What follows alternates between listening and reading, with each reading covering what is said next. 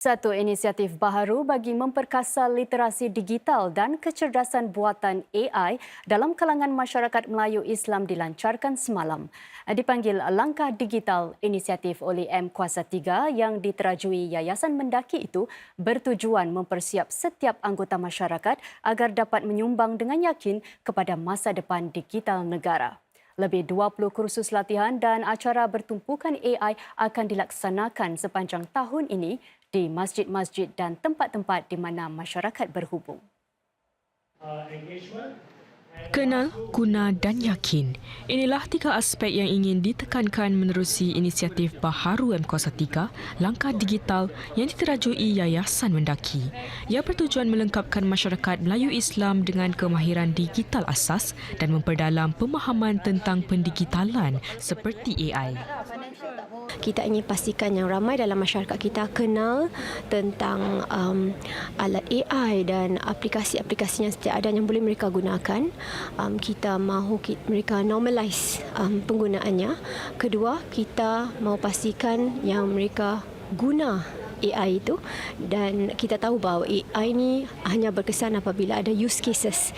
Jadi kita menyesuaikan dengan konteks mereka, sama ada mereka pelajar ataupun pekerja dalam masjid dan sebagainya. Ketiga, yakin.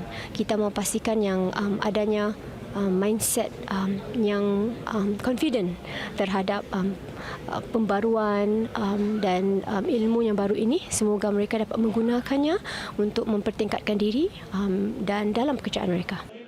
Bengkel AI di Masjid Kampung Siglap ini antara usaha mendekatkan masyarakat dengan penggunaan AI. Sekitar 40 peserta dari Masjid Kampung Siglap dan Al-Ansar serta peserta Women Network Mendaki dapat mempelajari cara memanfaatkan AI untuk kerja dan kehidupan seharian.